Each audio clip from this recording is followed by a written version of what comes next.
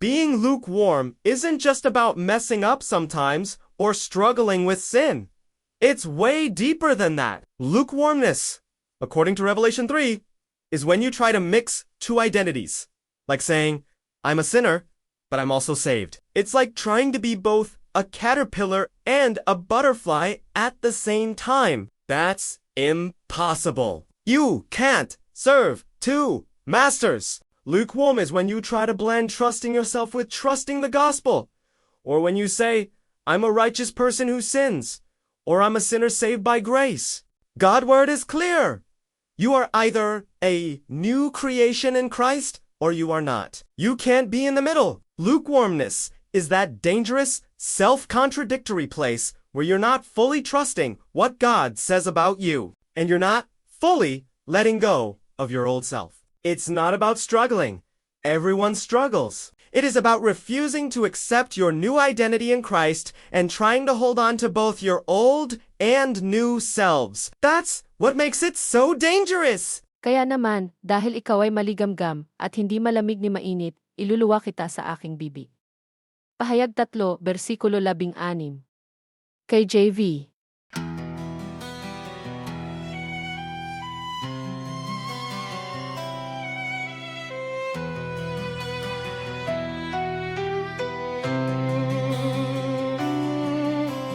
Ang pagiging maligamgam ay hindi lang tungkol sa paminsan-minsang pagkakamali o pakikipaglaban sa kasalanan. Mas malalim pa doon ang pagiging maligamgam. Ayon sa pahayag,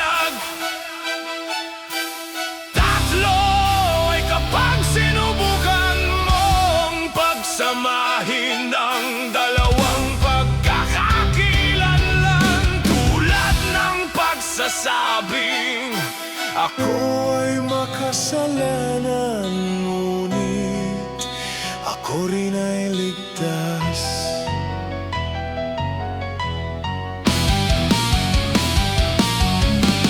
Parang sinisikap na maging uod at paro-paro ng sabay, imposible yan. Hindi ka maaaring maglingkod sa dalawang Panginoon.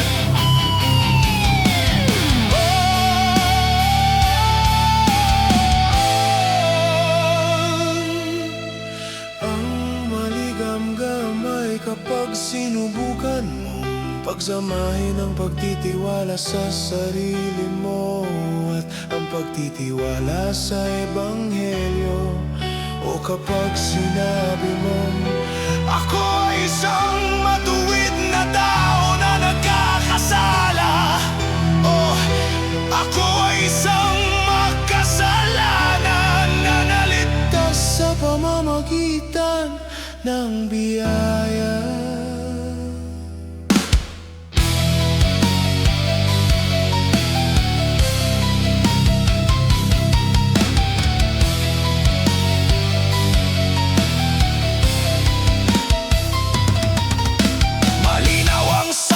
Ng Diyos, ikaw man ay bagong nilikha kay Kristo o hindi.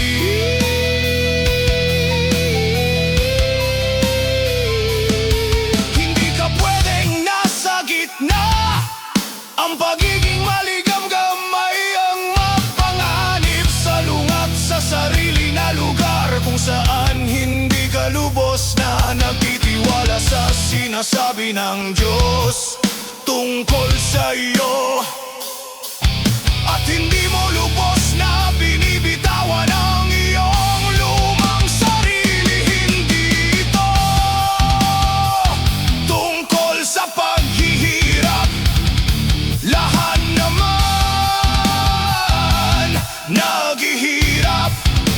Ito ay tungkol sa pagtanggi na tanggapin ang iyong bagong pagkakakilanlan kay Kristo at pagtatangkang hawakan ang parehong iyong lupa.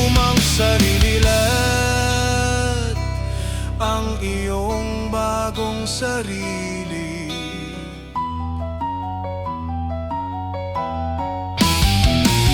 Iyan ang dahilan kung bakit ito napakadelikado.